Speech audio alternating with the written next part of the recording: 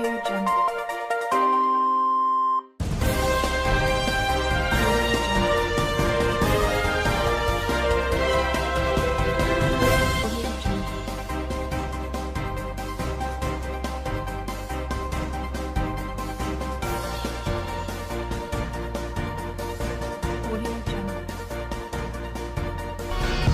again, I welcome you to another edition of Bystanders at this times on TV. Of course, it's still your number one super review program, and we are here to analyze what we have on today's dailies. Quickly to the Daily Independent Super and the Nigerian Tribune. We have something very, very important to dish out to you viewers. Lockdown scam. We have Icpc tracing 2.67 billion naira for school feeding to private accounts. Icpc traces 2.67 billion naira for school feeding to private accounts. 2.5 billion naira to Agric Ministry's deceased staff account. It recovers Ministry's 16 billion naira diverted to private accounts. On to the next one. Lawan Bajabiamila vow National Assembly will pass PIB. IPOB insists on locking down Southeast October 1. IPOB insists on locking down Southeast come October 1st. Wike to Amechi, you awarded political contracts. APC leaders not helping Buhari, says Okorocha. APC leader not helping Buhari, says former governor of Imo State, Rochas Okorocha. Buhari vows to take greed off a callous few, says we need corruption-free public sector. All right, let's quickly join our reviewers for more talks on these stories. I'll be right back.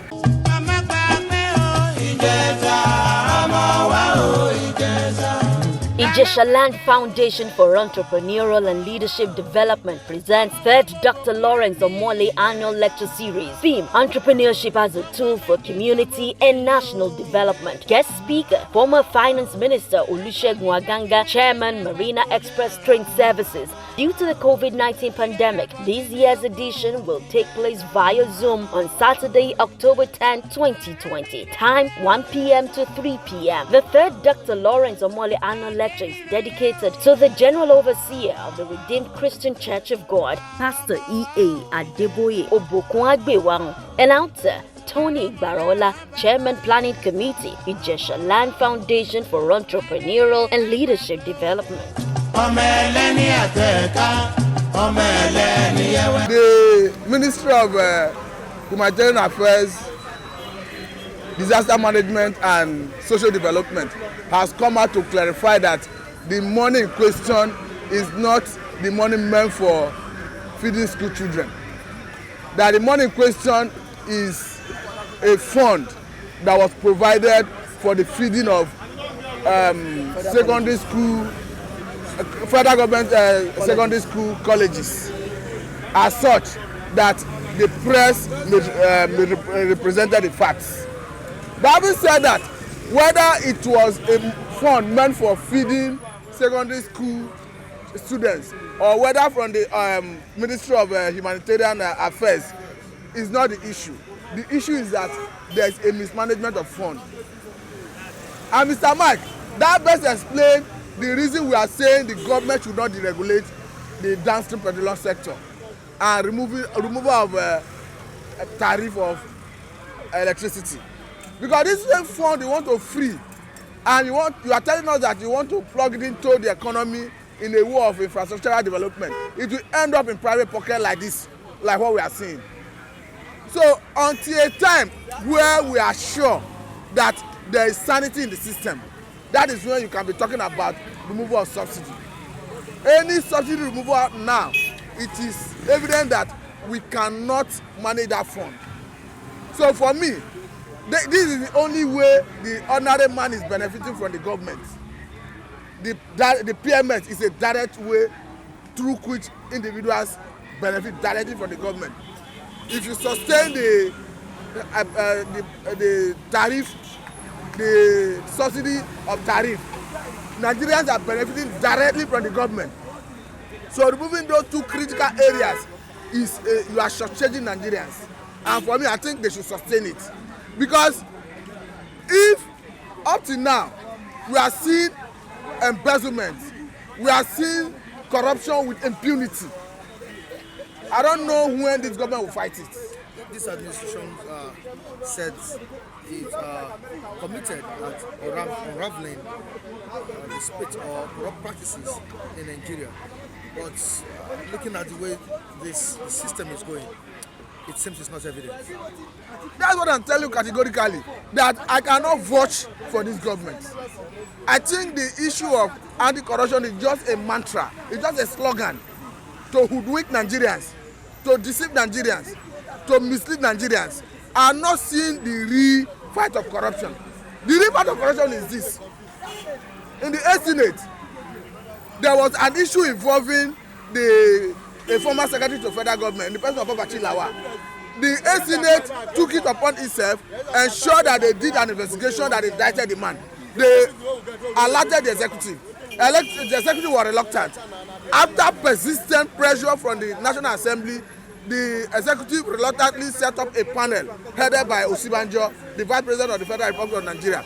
At the end of the day, that same panel indicted the man. The man was fired. As I speak to you up to today, there is no conscious effort from the government to prosecute that man. I'm not pronouncing him guilty, but charging to court, let the court take decision. So how do you say you are fighting corruption? How do you convince Nigerians that you are fighting corruption when we are seeing people who are perceived to be corrupt walking freely on the streets of Nigeria, on the Nigerian streets? So for me, it's just a mantra, it's just a slogan, it's just a way of carrying people along, it's just a way of making people to feel as if corruption is being fought. I don't know. I have an impression that Mr. President means well, but if actually he wants us to believe that he means well, let us see the reality of this anti-corruption. Let us see it working. Now, is the president the problem? Because people are confused. Is the president the problem, or the people who are appointed to political offices, or what? The president may not be directly the problem, but why he's the problem is this: the buck rests with him. He takes responsibility for his action. If this government performs well, he will take the credit. If there's any area of failure, Mr. President will take the blame. So on that basis, it becomes on him to do the needful. And to do the needful is this: to make sure that anybody that is perceived to be corrupt, irrespective of how highly placed, should face prosecution. Let court take decision. How can you have a chairman of EFC, an acting chairman of EFC, and we are seeing the magnitude of allegation against him? And I tell you, Mr. Mike, that investigation is dragging too long. What are they investigating that we are not seeing the end? They should complete that investigation, and if the man is not culpable, is not corrupt, no prima facie case have been established against him, or no financial malfeasance have been established against him, they should allow him go, or he should continue with that job.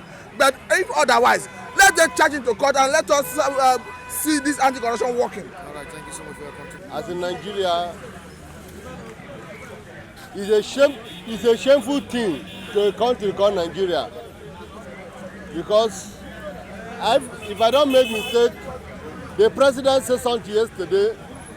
He said corruption is eating Nigeria up after 6 years of his presidency. The president is on that seat for 5 years now. He said yesterday that corruption is eating Nigeria up again after he has been in that power, after promising to fight corruption in 2015. Now he's telling us that corruption is eating Nigeria up. Because we know that Nigeria is already a corrupt nation. The system is corrupt. The people under the country is corrupt. Everything in Nigeria is corrupt. Because you cannot see anything. That's why the president said, say Nigeria, corruption has eaten Nigeria up. So anything we hear, we see is not new. Because I remember, this is the only country in Nigeria that school have not resumed, but they are feeding school children. That is what the woman said that time. They used how many billion to feed school children. School did not open, but they are feeding school children. Now the money have recovered where they put it. Nigeria, where are we going? I always say, my blame goes to the youth. We are waiting for labor that cannot fight for themselves. Is it labor that will fight for Nigeria? Labor cannot fight for Nigeria. the fight now is in the hand of the youth, because we don't have youth. All the youth we have are lazy. That's why the president called them lazy youth, because we don't have youth. That is everybody is doing what they like. Look at the president, look at everybody, look at everything in Nigeria. When Atiku come as a president, he said, I want to sell NNPC. APC uses it as a campaign against him. That why did he say he want to sell NNPC? But now the same government, the same Buhari want to sell NNPC. Okay, this time around we will not accept it. It's a hard time the youth come out to say what we want is what will happen in Nigeria, not what the old fool, those people that their tenure have expired. How many years they have to live? They have nothing to live again in this country, but to just destroy the country and go on their way. Okay, let the youth wake up. If the youth no wake up, Nigeria or Nigerian children no go say anything to write them about. This one, that's small one. And disaster. She said that the money was meant for what? Federal college schools. Now, even if the money was meant for them, why would you pay 2.5 billion into a private account, into a deceased account? A deceased. The man died some couple of years. Why would you do that? It shows you are not being transparent, because this money is meant for you to cater for the students. Why would you do that? Especially in lockdown. Especially in the lockdown. Even, sir, before the lockdown, were you even feeding them? Before the lockdown, were you feeding them? Now, the president has released a huge sum of money for you to go feed the students. Now, you are not saying that come. You think he went to the house, he went to the students, all the student house to start giving them food. When was that? We were here in Nigeria. We didn't see such thing happen here in Nigeria. Why would you go to their house? Why? And now she is saying that she has all the data compiled. Mr. Mike, who is fooling you? 2.7 billion now. 2.67 billion naira. Just for one person.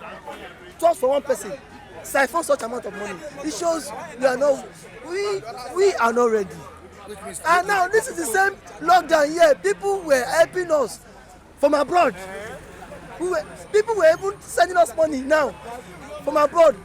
And one person diverted huge amount of money in Nigeria. When we not see, when during lockdown, if not for our esteemed viewers abroad, they were so passionate just to help us, we would have died of what? Hunger. And one woman siphoned such amount of money. And the money that was siphoned was being paid into a disease account. You see the country. And now, I'm Mr. President that is saying his own core, his own regime will fight corruption. In his own eye, a woman siphons such amount of money. What do you expect? My take is, let God come down and kill all of them. Both Buhari. See, if I see God today, bros, I can shoot all of them. Shoot Buhari, shoot all of them, because they are all useless. There is no more hope. If such woman could siphon such amount of money, tell me how much would the president, how much would the president himself siphon? Just a mere minister. Do you think Buhari will have that kind of heart to do that? Who? Someone that is fighting corruption. Who is fighting corruption? Buhari. Your president. I don't have a president. Nigeria now, we don't have presidents. Nigeria only just have a figurehead. Nigeria don't have president now. Yes, because if you have a president should have called the woman. As of yesterday, into order, should have set up a panel that would what? Investigate the matter. Investigate the matter, because the woman already she has been what? Indicted. Now, okay, now look at the former SSG, Babachir Lawal. When he was indicted, tell me what happened to him? Nothing. Babachir Lawal that was giving money to go build IDP camp. He carted away the money. What has the government done to him now? He is there walking around. Nobody jailed him. Babachir Lawal. Is it not in this country? SSG, Secretary of State Government. Babachir Lawal. Where is he now? He's not in prison. He's there doing his own business. So tell me, and you are telling me that we have president. Mr. Mike Adekule, we don't have president. We just have people that just want to embezzle public funds. That's what we have. And now it shows even the president is not competent. Because if you appoint people, if you yourself are not competent, you appoint people that are also not. Yes, but he himself not competent. Okay. If the president is not competent, he should be able to appoint people that are competent. Even the people he is appointing are not competent. Why would she come and tell you that sir,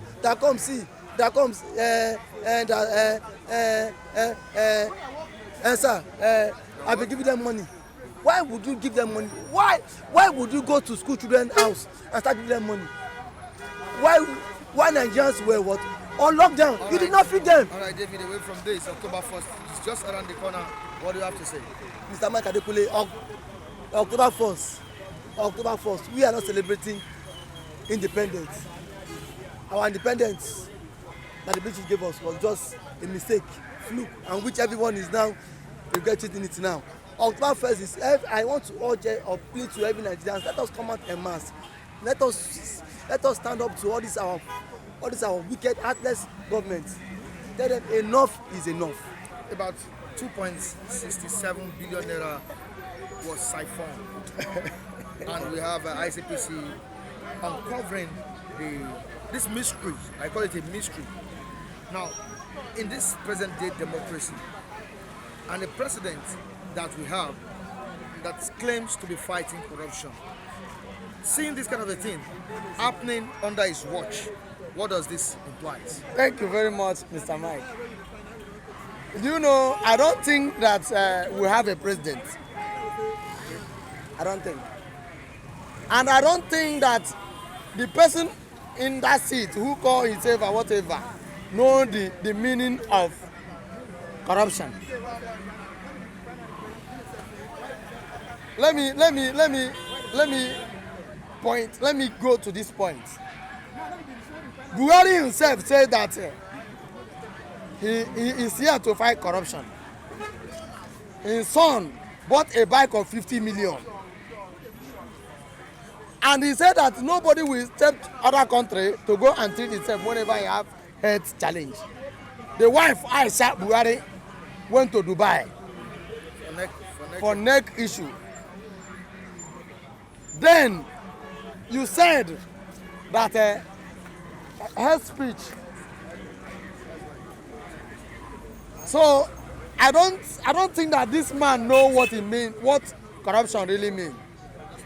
So about 2.7 billion, that one is small money. 2.67 billion. I don't think that is nothing, because in this nation, snake can swallow money. In this nation, bird now will soon carry money and move. In this same regime, a lot of things. So this one is a siphon money it has become a national anthem in this nation. So it's not a new thing. So you see this one as a minor case? It's a minor case. It's a minor case. So what should be done to that woman? The woman, her own money is a chicken change now. Her own money is small money. We are talking of people that loot. Start from Osomole.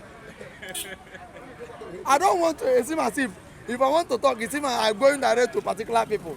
I don't want to go there. We know when president want to enter, he said that he don't have we only have cattle, about 3 or 4 then. But now, even the son of Buhari, his own money is nobody. If I fall from his own money, I don't think that I will survive. So I'm not talking of the president itself. So let anybody tell me, let anybody stop telling me about corruption or no corruption. We are living, we are swimming inside corruption. So nobody should talk on that side. Your name once more? My name is Kingsley. Kingsley. Yes. All right, thank you so much.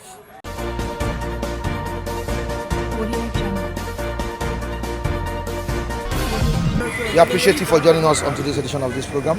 Endeavor to join us next time on the same platform. I still remain Michael Adekule. Behind the camera is Festus Oluwabukomi. You can join us on our social media handles displayed on the screen. You can also join me on Facebook, Michael Adekule, Instagram Adekule Michael Adekule. Have a good day, everyone.